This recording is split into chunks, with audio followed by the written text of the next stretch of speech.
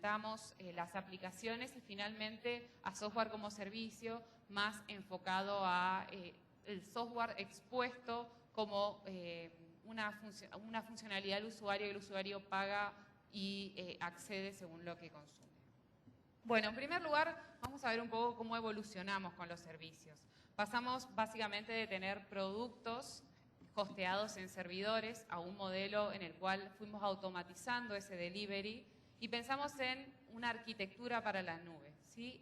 De alguna manera, reingeniería, aplicamos una especie de rearquitectura en donde empezamos a modificar nuestros componentes existentes hasta llegar a realmente un diseño que sea 100% compatible, que haga uso performante de los recursos y que realmente permita aprovechar la escalabilidad, la agilidad y el rápido provisionamiento, el modelo de costos que nos brinda la nube. Vamos a arrancar con una serie de lecciones que debemos considerar y debemos aprender al momento de diseñar nuestras aplicaciones. Esto está basado considerando a Windows Azure como la plataforma de referencia para la implementación de las aplicaciones. En primer lugar, vamos a considerar lo que es la virtualización, la homogeneización, la resistencia, elasticidad. Vamos a ver cómo conceptos como resistencia vienen a de alguna manera reemplazar lo que nosotros conocíamos como redundancia. Elasticidad, la salud de los sistemas, salud desde el punto de vista de no solo pensar en que la salud está del lado de los aplicativos y del sistema operativo, sino también de todo el hardware que tiene que soportar a esto. Y finalmente, y no menor, la automatización de la cual debemos hacer buen uso. La lección 1 básicamente es empezar a desafiar creencias y empezar a cambiar nuestros paradigmas en función de, ok, nuestras aplicaciones siguen las buenas prácticas, un analista recomienda que lo hagamos así, existe un organismo de entidad de certificación que nos lo recomienda y de alguna manera siempre lo hicimos de esta manera, utilizamos los mismos frameworks, las cosas hoy por hoy funcionan y funcionan bien. Es el primer paradigma y que debemos romper y que realmente incluso hoy en escenarios on-premise tenemos que pensar a mejorar cómo pensamos nuestras arquitecturas. La lección 2 es empezar a tomar la posición de un proveedor de servicio. Realmente hoy todas las aplicaciones y funcionalidades deben, independientemente de si corren en un escenario on-premise o en la nube, deben tomar el posicionamiento de correr como servicios. ¿Por qué? Básicamente IT empieza a competir con la nube pública y hoy se da una especie de mix en la cual los servicios obran de mashups que son consumidos desde la organización hacia afuera e internamente. También esto nos lleva a que tengamos que madurar en el modo en el cual administramos estos servicios. Bien, la virtualización no es suficiente, es cierto, porque realmente puede repercutir en lo que es la calidad de nuestros servicios. Virtualizar no implica que estamos listos para la nube. También tenemos que pensar en aplicar esta ingeniería, cambiar la arquitectura en la cual pensamos las aplicaciones. Homogeneidad. Tenemos que reducir la complejidad, tenemos que pensar en que en este nuevo modelo tenemos la posibilidad además de reducir costos. Y esta reducción de costos se realiza a través de empezar a tener procesos, ¿sí?, de diseño que sean homogéneos y que de alguna manera reflejen buenas prácticas de arquitectura en pos de exponer estos servicios de los que habíamos hablado anteriormente. Performance es otra palabra que aparece que claramente debemos considerar y creo que hoy tenemos los habilitantes en un escenario en el cual tenemos recursos infinitos, pero que sí debemos utilizarlos del modo tal de maximizar el aprovechamiento de los mismos. Hoy en otra sesión hablábamos del tema de consumo de CPU o de poder consumir dentro de la nube instancias de cómputo o servicios de cómputo. La idea tras esto es que realmente estamos pagando por capacidad de cómputo, con lo cual no pensemos en que cuando contratamos un servicio de cómputo en Windows Azure solamente estamos consumiendo esa funcionalidad, sino que tenemos que tomar esa máquina virtual y tratar de realmente sacar el máximo potencial de ella en términos de el uso de CPU que tengamos. Costos de capital, básicamente aprovechar que no necesitamos hardware redundante. Hoy yo les decía, cambiamos el modelo de redundancia por resistencia, porque realmente empezamos a pensar en que podemos pagar a medida que crecemos y esto nos permite empezar a consumir recursos en la medida en la cual tengamos mayores usuarios, tengamos mayores funcionalidades y tengamos tal vez mayor almacenamiento y mayor capacidad a la cual hacer frente. El continuo costo de mantención de los componentes y los recursos que teníamos en un escenario on-premise o en el escenario que estábamos acostumbrados pasa a ser mucho más operativo en el tiempo. Pasamos del famoso modelo de capital a un modelo operativo en el cual de nuevo hoy por hoy se elimina esto y se elimina más aún de frente a una plataforma como servicio que nos abstrae de tener que lidiar con mantenimiento de sistemas operativos y actualización de los mismos, ¿no? Bien, esto les decía yo, cuando cambiamos de un modelo redundante a un modelo de resistencia. ¿Por qué? Porque en realidad en un modelo redundante considerábamos, en primer lugar teníamos métricas diferentes. Nosotros lo que medíamos era el mean time between failures. ¿Sí? Pasamos a medir realmente el tiempo que nos lleva restaurar un servicio. Empezamos a aceptar que vamos a tener algunas fallas y realmente no importa si el número de fallas es extremadamente grande, siempre que a mí me asegure que el servicio esté disponible y que esas fallas no tienen impacto dentro de mis sistemas o impactos mayores de alguna manera. Empezamos a automatizar todo lo que sea la detección y la respuesta. E reparo, incentivar o comportamento desejado. Novamente, temos que começar a pagar por aquilo que consumimos e este modelo também permite reduzir e aumentar. Também é muito importante, porque falamos de redundância, o custo de ter essa redundância ativa em um modelo no qual eu posso variar, usar uma grande variedade de recursos, vou pagando de acordo com o meu uso e posso assim, então, vislumbrar um novo cenário. Finalmente, temos um modelo, como eu disse, o modelo saúde não é apenas a aplicação. E a aplicação precisa sim permitir boas práticas para que possamos realmente detectar os pontos de falha, mas isso não é suficiente. Devemos pensar também em como as falhas do hardware podem impactar outro aplicativo e poder identificar perfeitamente qual é a diferença entre uma falha e um desastre. Para tanto, devemos pensar em desacoplar os componentes de um lado e identificar as árvores de dependência existentes entre eles. Automatizar. Então, já passamos por vários modelos. Tivemos modelos totalmente manuais, depois chegamos ao 100% automatizado, onde a manutenção e administração dos sistemas são rápidas e previsíveis. Então, essas são lições que nos ensinam e nos indicam que devemos mudar nossa mentalidade com relação aos aplicativos e nos levam a pensar em princípios que devemos aplicar. Vamos falar primeiro de elementos a considerar na arquitetura do Windows Azure. O cômputo eficiente, então a computação eficiente. Temos as máquinas, a virtualização, a administração de recursos, então, que nos fornece a plataforma. É possível também, apesar de termos as soluções, encaixe, e cada uma das instâncias que é um serviço é um cachê, o que significa que, sim, pode ter falhas, pode ter problemas, e eu preciso ter um modelo de recuperação eficiente. A automatização, mais uma vez, reduz custos e aumenta a agilidade. Precisamos, então, procurar usar todos os serviços da plataforma que nos permitam automatizar a manutenção, a administração, o crescimento, a agilidade. Hoje, o Windows Azure oferece um conjunto de ferramentas que me permitem administrar todas as aplicações e serviços que eu estou rodando e, com isso, eu obtenho mais agilidade. Modelar para entender objetivos e restrições, basicamente, isso é chave para entendermos em que pontos poderei aplicar a automatização.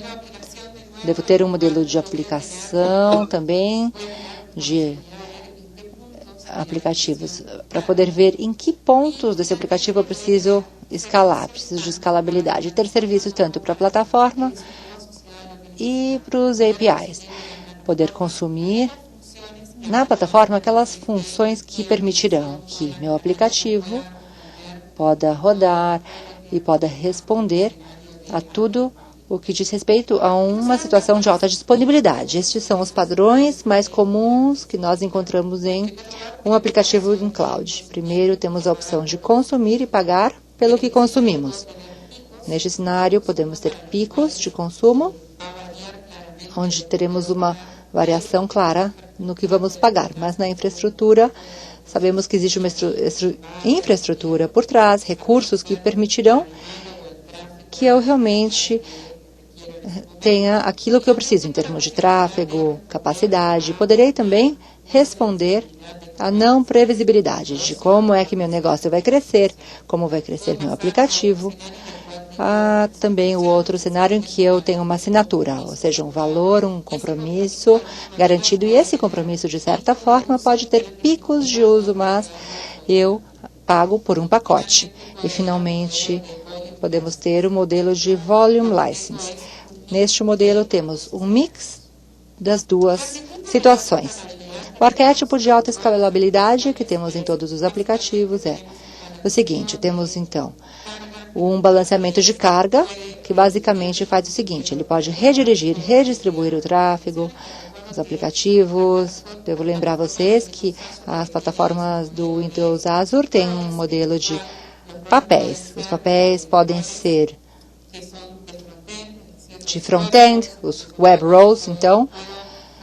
Eu posso, então, custear serviços, aplicativos web, basicamente tudo aquilo que eu tenho no Internet Information Server. E tenho também o Workers Role, que basicamente cuida do processamento e que é muito aplicável aos cenários assincrônicos.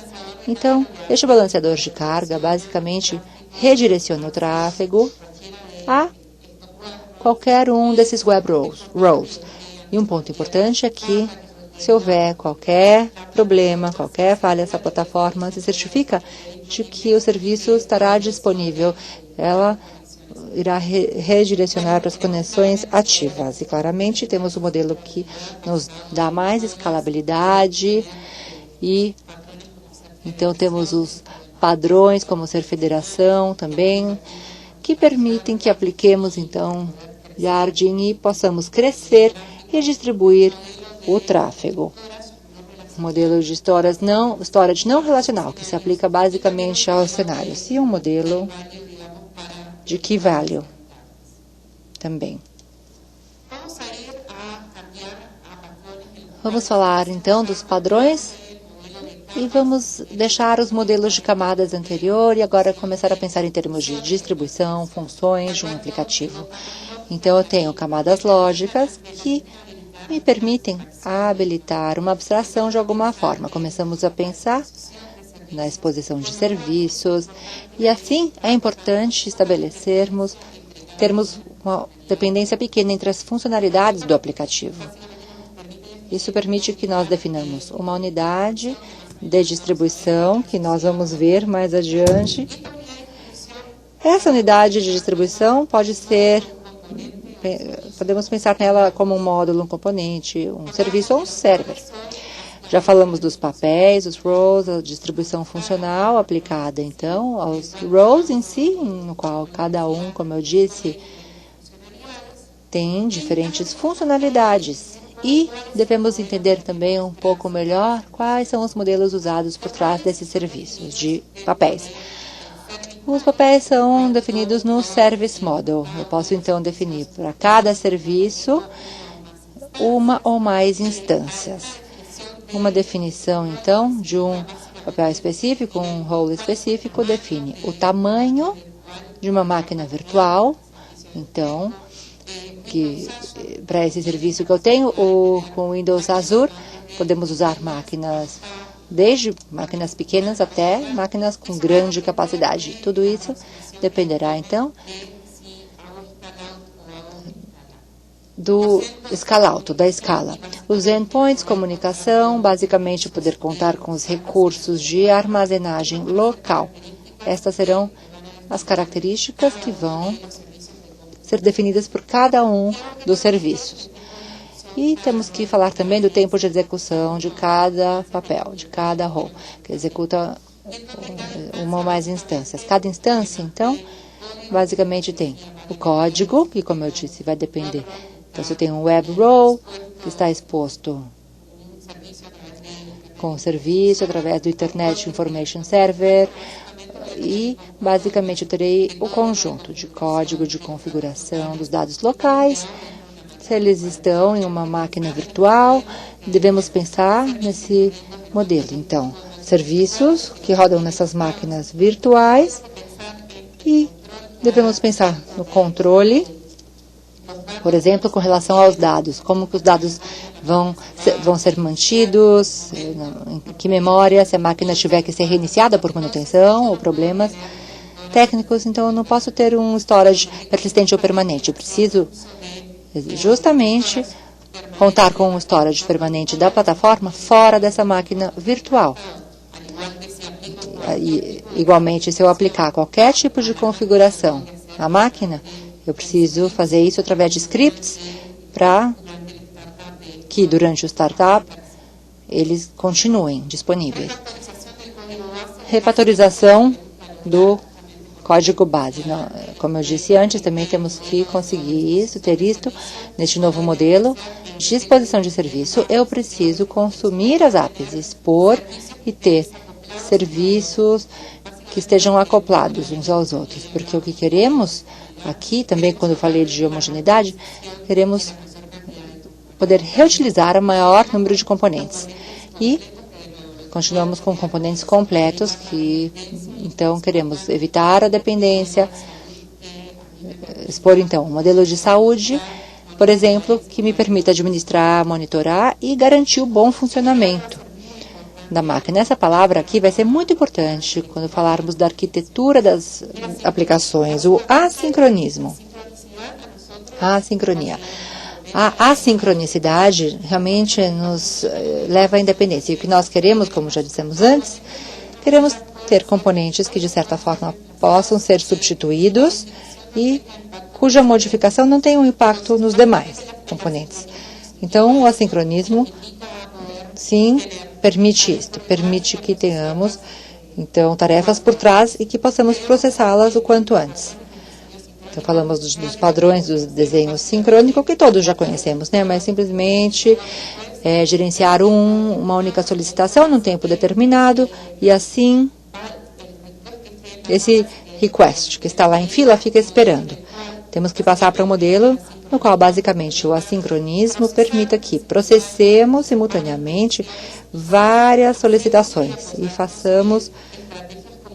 usemos estratégias como, por exemplo, o que temos no cenário Azure. Filas, worker roles, os papéis, para que eu possa dar a resposta ao usuário e enquanto faço o processamento por trás, para garantir e demonstrar eficiência. Basicamente, quais são as coisas que queremos garantir e das quais temos que nos certificar? Da consistência das transações, porque, novamente, neste novo cenário, é possível que tenhamos falhas e poderemos crescer o número de instâncias. Talvez, se não tivermos uma lista, deveremos ser mais certeiros, mais precisos na maneira como gerenciamos as transações, principalmente de dados. Com relação às aplicações assincrônicas, aplicativos assincrônicos, temos a plataforma a Fabric Cache. Acho que vocês verão isso em detalhes em outras sessões. Isso permite, basicamente, que eu garanta as comunicações assincrônicas. E tem também algo sobre o qual podemos nos apoiar, que é a possibilidade de SQL, que suporta também as chamadas assincrônicas, e essas podem ser acessadas através do Ictus-SQL, a .NET. A Fabric Caching, como eu disse, trata-se simplesmente de levar esse cenário do Fabric Server Cache, não sei se vocês já usaram, para a nuvem. Então, apresenta essa equivalência, as interfaces são equivalentes, e assim, se eu já vinha usando as mesmas, poderei continuar aplicando as mesmas práticas ali. Na verdade, a vantagem é a aproximação e poder usar esse elemento da plataforma, é que a integração com tudo que for a CPNet é muito fácil. Eu poderei ter esses benefícios também da serialização de objetos. Um ponto importante, autonomia. Precisamos reduzir as dependências, como eu já mencionei. Devo também enfatizar que a autonomia não se trata apenas de ter elementos que não gerem dependências. Precisamos também ter elementos que sejam auto-administráveis, que possam ser configurados, modificados, sem impactar o sistema. Temos que começar a pensar nessas coisas. Somos fornecedores de serviços. Por isso, precisamos realmente nos certificar que esses componentes e funcionalidades dos quais dispomos possam realmente ter um comportamento autônomo. Um ponto interessante. Nós tendemos sempre a pensar em arquiteturas ideais, grandes e que, de certa forma, consigam gerenciar todos esses cenários. Desenvolvemos alguns casos de usos, pensamos em casos ideais e coisas que hoje em dia ainda não fazemos. Pensamos sempre em arquiteturas grandes. Devemos começar a pensar em um modelo no qual começaremos pequenos e cresceremos pouco a pouco. Começaremos pequenos, e aqui tem um caso com 50 mil usuários, team size 20 mil sites, 159 meias por site de storage e um conjunto de respostas no tempo. Basicamente, este é um projeto que vai rodar sobre SharePoint na nuvem, mas que me permite começar a pensar em como eu vou distribuir e consumir os meus recursos à medida em que for incorporando usuários. Quer dizer, pensamos então no tamanho inicial, no qual teremos fases posteriores de crescimento, iremos incorporando os recursos à medida em que formos avançando. Os padrões. Bem, todos podemos dizer, não é, que usamos os padrões que estão as normas da indústria e não proprietários. Pensamos em aplicativos que sejam portáteis. Então, temos o SOAP, SAML. Se pensarmos nos outros esquemas, XML, todos têm a possibilidade de acessá-los na plataforma Windows Azure. Poderão acessar os dados através do REST ou Data, ou seja, os standards, na verdade, são muito importantes. Bem, então todos esses princípios, claro, têm suas particularidades. Temos aqui algumas considerações. Devemos começar a pensar nessa distribuição funcional, como eu disse, onde as partes, os componentes das aplicações devem ser descompostas com base no papel de cada uma, nas funções que serão descompostas posteriormente, se falarmos do Worker Roles, Web Roles, componentes das bases de dados, e devemos pensar também na distribuição disso nos hosts físicos. E também que nós vamos ter em nosso portfólio de aplicativos, teremos alguns aplicativos legacy. Temos que prepará-los para que eles possam rodar também nesse cenário de virtualização. Para tanto, existe um VM Role na plataforma que permite que eu gere uma imagem e então eu poderei pensar nesse ponto dos meus aplicativos, subir uma imagem para a nuvem. Nós contamos hoje com os recursos para podermos começar a pensar em novos aplicativos, rodando com todas as boas práticas na arquitetura da nuvem. E estamos nesse estágio intermediário, em que estamos pensando em reengenharia de arquiteturas, estamos pensando nos casos nos quais teremos que realmente levar essas coisas para a nuvem. Se pensarmos hoje nos aplicativos, nem todos, eles não vão rodar na nuvem. Temos que ter em mente esse conceito de serviços para que, no momento em que nós decidirmos fazer esse movimento, para que o impacto seja muito melhor.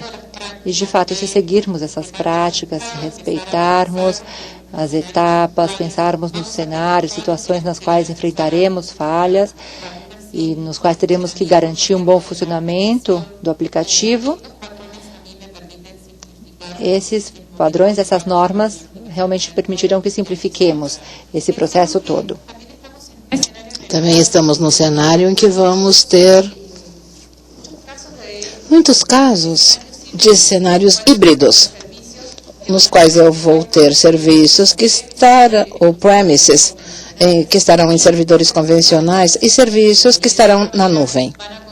E, de qualquer forma, vão consumir uns dos outros. Nesses cenários, é muito importante que, mesmo que os serviços não sejam rodados na nuvem, sejam mantidas as boas práticas quanto à dependência, sincronismo e boas práticas de engenharia. É preciso aplicar a composição funcional ao acesso aos dados. Não vamos particionar por particionar. É importante que hoje há duas tendências: relacional, o arquivo flat, e saber muito bem qual é a necessidade que eu tenho, que tipo de consultas eu vou fazer, se realmente o que eu preciso é ter uma resposta imediata. E talvez nesse modelo tenhamos de ter uma mistura de ambos tipos de armazenamento. Acho que esta é uma prática que estamos realizando, até mesmo no cenário premise, é o fato de eliminar da base de dados toda a lógica do aplicativo. Escalar atualmente, de que forma isso pode ser feito? Ter nosso servidor e nosso aplicativo não precisa funcionar. Podemos pensar em um grande servidor que me permita suportar toda a carga que eu tenho. Nesse cenário, vamos pensar no que eu já disse, ter redundância para estar preparado para os picos. Em que repercute isso? Basicamente, eu não vou fazer um bom uso dos recursos. Devo pensar no cenário de scale-out, que é o mais comum na nuvem. Eu terei serviços montados em servidores que não são de grandes dimensões, mas me permitem crescer em número. Isso agiliza o crescimento e a redução. E, finalmente, Stream Scale. Isso permite, basicamente, distribuir os componentes, mas, nesse cenário, eu tenho de lidar sempre com a consistência do meu aplicativo. Scale-out é o padrão mais utilizado na nuvem. E isso me permite ter, em um primeiro cenário, com 100% de transparência, tenho os dados distribuídos em múltiplos nodos. E o código da aplicação, eu tenho consistência 100%. E uma das coisas com as quais eu posso lidar é saber onde vão ir os dados. Posso aplicar o padrão de YARD, que já prevê a possibilidade de utilizar o Federation. Isso está sendo feito nesse momento. Basicamente, o que é feito é que o aplicativo controla a distribuição dos dados e as bases de dados se encarregam de gerar cada um dos chunks e gerir o modelo em si. E temos a consistência em nível de uma forma relacional e flat, eu posso ter os dados distribuídos em vários nodos.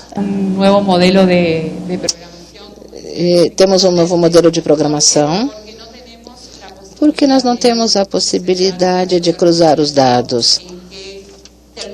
De alguma forma, isso aumenta o meu desempenho com relação à resposta de aplicativos, mas não é a resposta para tudo. Eu tenho de entender qual é a minha necessidade funcional em termos de transações, para saber que tipo de operações eu vou ter com relação aos dados. Em função disso, optar por um modelo relacional ou flat. Este é o ponto que eu mencionei. A questão da conectividade e da integração. Em primeiro lugar, devemos pensar que a integração sempre é amiga da conectividade. Nós devemos eliminar a lógica de integração, separá-la do aplicativo. O serviço é exposto, porém não é um serviço de integração. Ele expõe algumas funcionalidades da aplicação, do aplicativo. Então, isso me permite evitar o acoplamento com determinada estratégia, com determinado sistema.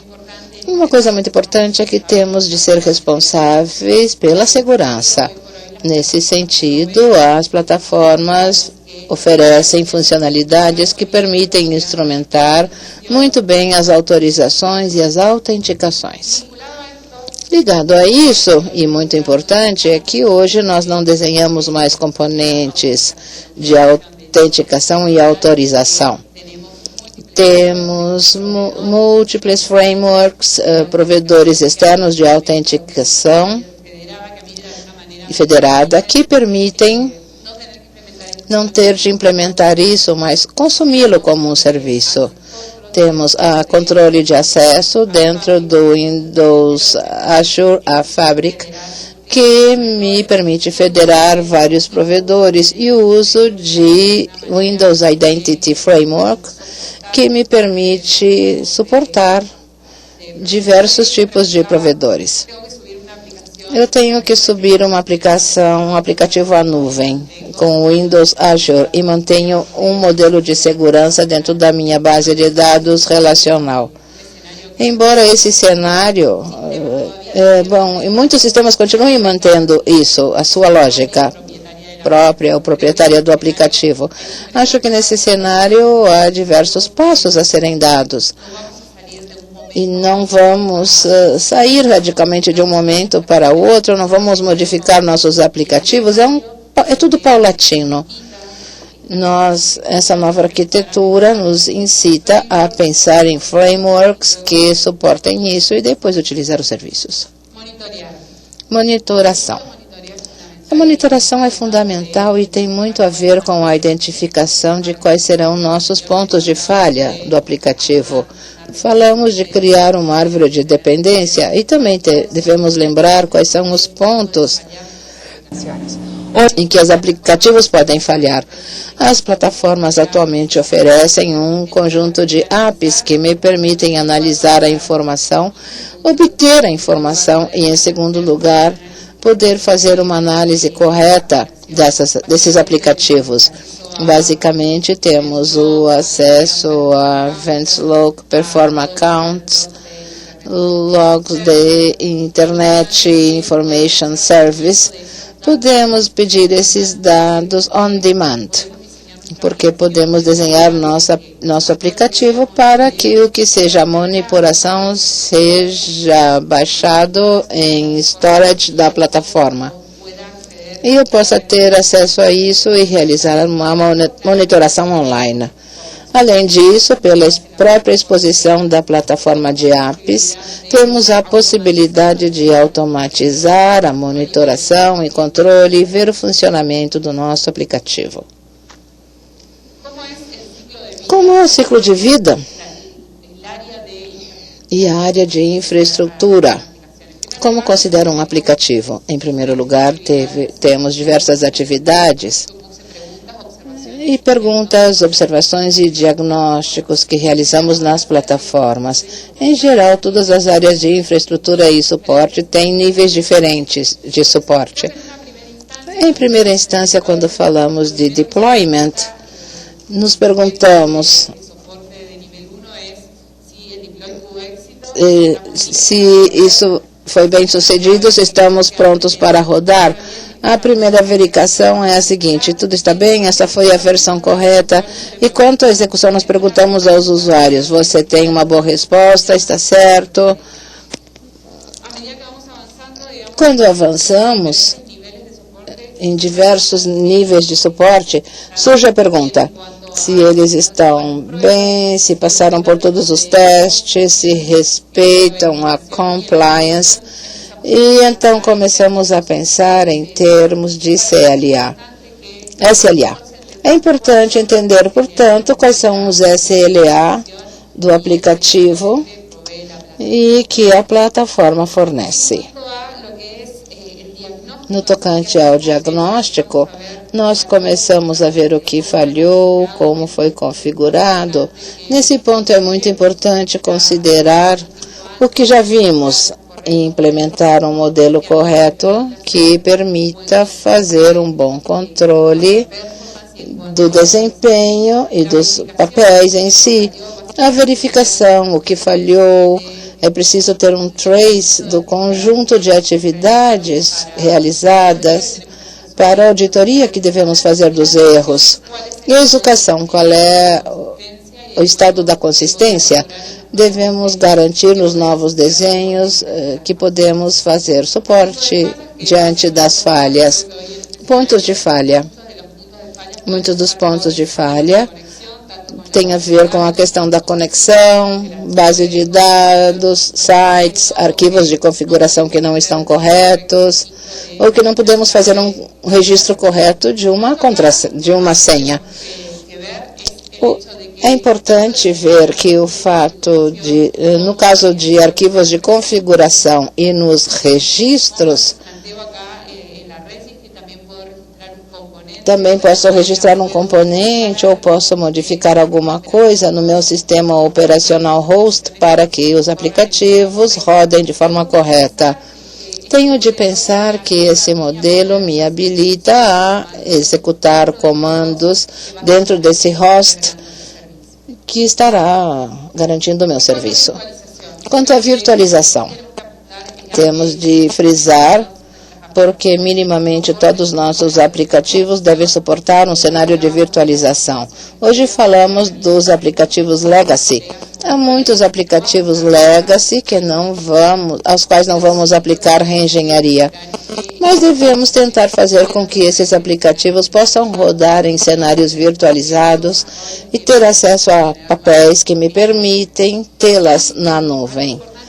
Uma coisa importante e evidente é a questão de que temos muitos componentes que precisam de permissões do administrador para rodar dentro dos cenários de uma plataforma com serviços, na qual vocês não podem controlar a administração do host em si. O que se busca justamente é que a plataforma abstraia isso e faça parte do que ofereça a administração, a atualização, garantia de que os serviços vão continuar funcionando, mesmo diante das falhas. Estamos falando de reinicialização. Temos de garantir que os componentes possam rodar corretamente. Deploy e empaquetamento. Implementação. Isso é fundamental. No Windows Azure, separamos a configuração de um pacote gerado, no qual o pacote terá os executáveis do aplicativo. A configuração vai permitir que eu modifique vários pontos. Questões pontuais que têm a ver com escalabilidade, com a modificação de certificados, com acessos, e, portanto, temos de ser muito cautelosos, como éramos no desenho das aplicações anteriores. Temos que ver dados de configuração dentro de cada aplicativo. Antes eu falei de serviços. A cada serviço temos uma configuração associada a cada serviço. Pode ser o número de instâncias que rodarão no meu serviço. A configuração pode ser a versão do sistema operacional em que vai rodar também o meu serviço. Otimizando para obter eficiência. Pensando nesse modelo, temos diversos princípios. Em primeiro lugar, isso está muito ligado ao modelo econômico. Uma das coisas que devemos pensar é de que forma podemos reduzir os custos. Esse é um ponto fundamental, como reduzimos o custo usando a escalabilidade. Já mostrei os cenários de pico, onde o consumo de recursos podia variar. Temos de preparar nossos aplicativos consumindo as apps da plataforma de tal forma que eu possa suportar essa variabilidade de recursos e possa garantir a consistência do aplicativo. Usar agilidade. Justamente pelo modelo, eu vou reduzir os custos de infraestrutura associados. Sempre que possível, utilizar o cache, a compressão e a execução em batch. Isso tem a ver com o assincronismo para oferecer um melhor desempenho. Pensar em nível de métricas.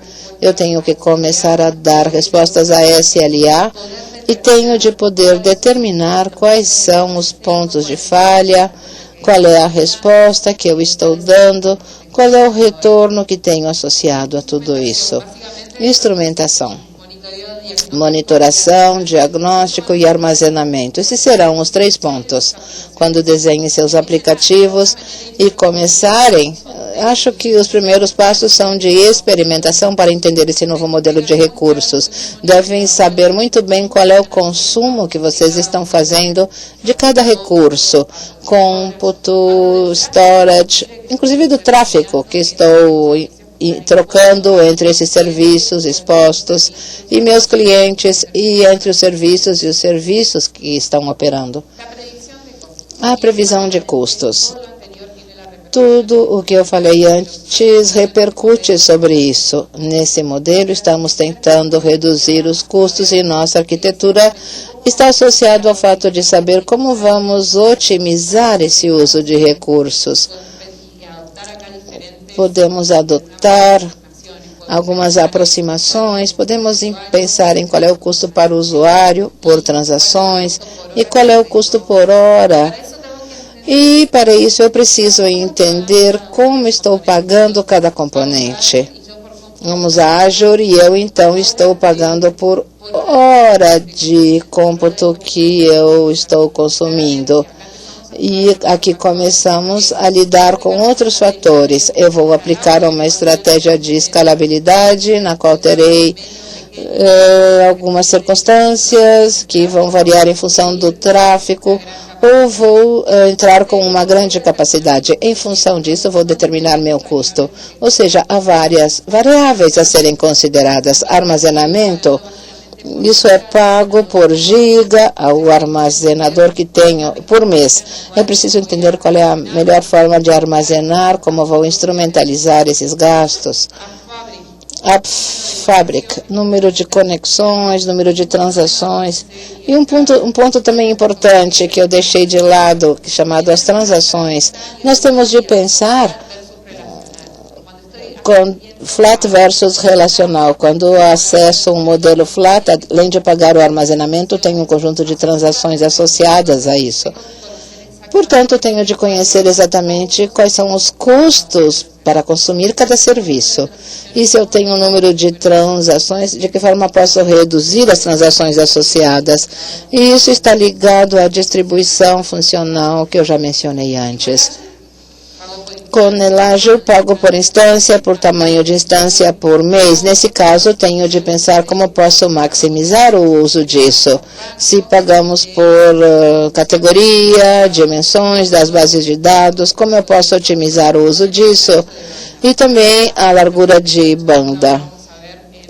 Vamos ver uma técnica de aplicar a compressão e utilizar as ferramentas associadas a isso. Um ponto fundamental para a escala e para entender o que já vimos é compreender esse conceito de qual é a unidade de escala ou de distribuição.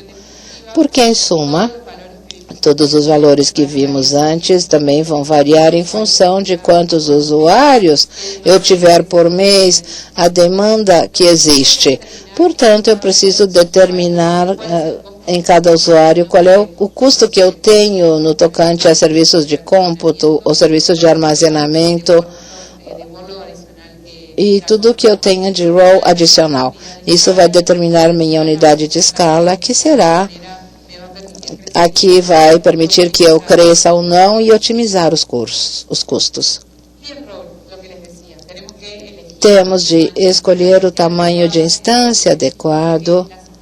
Vejam que as instâncias variam não só em capacidade de processamento, mas também na memória associada ao armazenamento temporário interno.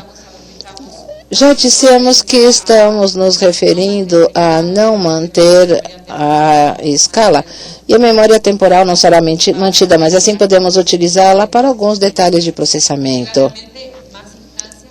Mas instâncias geralmente nos dão mais possibilidade de que o serviço esteja ativo. O SLA oferecido pelo Windows Azure, esse é o compromisso de manter 2 instâncias ativas para poder realizar e ter sempre um serviço disponível, embora haja alguma falha na comunicação e vai ser preciso reiniciar, ou como isso é uma plataforma, estamos em constante melhoria e upgrade, vocês vão se esquecer da manutenção do serviço operacional. Mas, às vezes, é preciso reinicializar. Bem, o que eu já disse antes, você está usando a máquina virtual ao máximo. Hoje, a plataforma oferece funcionalidades como acesso full à Internet Information Server, no qual podem começar não só a ter os serviços, mas também posso ter vários sites web, vários diretórios virtuais ligados a diretórios físicos. Isso permite que eu aproveite o custo e possa maximizar o uso desse recurso. Claramente, fatores como competência, explorar ao máximo essa capacidade de cômputo aplicando padrões de concorrência. Hoje, com 4.0, já temos vários suportes para paralelismo, que é muito oportuno aplicar. Armazenamento. Basicamente, o que temos de compreender é a necessidade. A compressão vai me ajudar muito a reduzir os custos associados a isso. E temos de começar a utilizar as transações batch, gerar snapshots, temos opções de um cachê distribuído e também de CDN. Para os que não conhecem, é a capacidade de poder distribuir recursos para que sejam acessíveis a partir de diversas localizações físicas. Isso pode ser obtido através do armazenamento SLOP e minimizar os dados de armazenamento e minimizar o número de transações sobre esses dados para que possa reduzir o custo. Ligado ao storage, ao armazenamento, quando falamos de monitoração e diagnóstico, devemos saber qual é a granularidade que precisamos, porque nós não vamos desenhar esquemas de log, monitoração, por acaso. Nós devemos saber isso muito bem, porque a monitoração, os logs, consomem armazenamento, e esse armazenamento vai representar custos. Portanto, eu devo entender em que momento eu aplico a desidratação disso, quando vou logar e quando vou consumir essa informação. Ligado a isso, outro ponto é que a concorrência ao armazenamento pode repercutir no estrangulamento. Por isso, uma boa estratégia de desenho é separar as contas de armazenamento para que sejam do aplicativo ou contas de armazenamento de monitoração. A largura de banda, nós temos de tentar reduzir, comprimento de banda, temos que tentar reduzir a quantidade de tráfego em qualquer dos serviços que estão numa plataforma de nuvem. E isso permite reduzir a quantidade de scripts, aplicar o minimizing dos scripts nas folhas de estilo. Isso é importante. E jogos com imagens. Inline Max. Caching. Aplicar boas práticas sobre headers e a compressão de conteúdos. Eu acho que este é um ponto fundamental para poder utilizar muitas ferramentas. Uma delas é o Fiddler, as ferramentas que vêm integradas aos navegadores que me permitem analisar o tráfego que estão trocando e poder utilizar uma boa estratégia de compressão.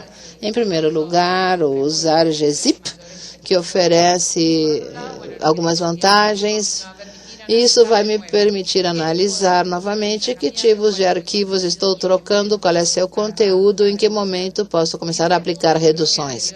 Nesse ponto, eu acho que já falamos sobre o desempenho, que queríamos tentar otimizar esse intercâmbio, essa troca de conteúdo.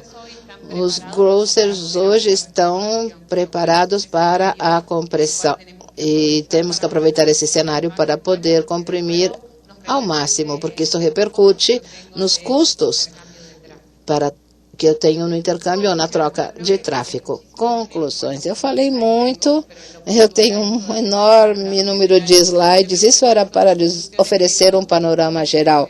E quando eu pergunto quais são as conclusões disso, bom, as pessoas às vezes pedem para eu começar tudo de novo. Bem, na verdade, se pensarmos, não há muitas conclusões e tudo tem a ver com alguns padrões que temos de considerar. Eu falei de um score ou de um conjunto de características que devemos ter.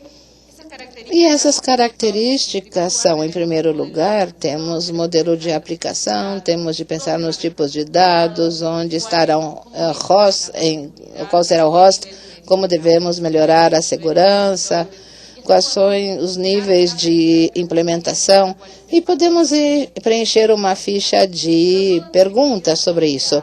Mas tudo gira sobre o fato de ter uma distribuição funcional. Começar a desacoplar componentes, expor serviços e pensar que cada serviço deve expor uma funcionalidade de negócio em si e o que eu vou consumir de serviços. Autonomia, muito ligado ao anterior, utilizar assincronismo, porque atualmente a plataforma de nuvem me oferece ferramentas para otimizar o desempenho e possa fazer processamento e que possa suportar múltiplos níveis. Fire and forget.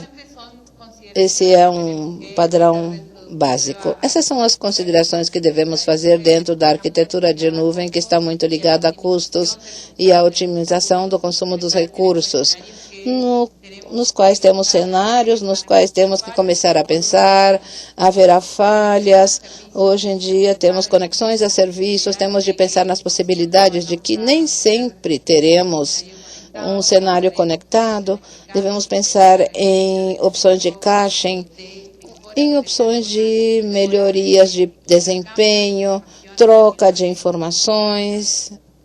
E eu acho que, então, os focos são começar a verificar que atualmente não temos apenas servidores, mas temos serviços de computação, de armazenamento, e que uma base de dados expõe todas as funcionalidades através dos serviços, que uma plataforma nos permite abstrair a administração, ter ferramentas para administrar de forma correta, entender o modelo econômico em si e que nossa prática de arquitetura seja baseada, sobretudo, em poder acoplar todos esses componentes. Muitas vezes essa é uma questão de experiência e prática. E temos de começar a fazer múltiplos testes para encontrar a equação que reduza os custos e permita dar uma resposta ao negócio, que cumpra os SLA e que dê as respostas esperadas. Portanto, agora, se alguém quiser fazer alguma pergunta. Bueno, les agradezco mucho. Agradeço muito pela atenção. Deixo aqui os meus contatos. Obrigada.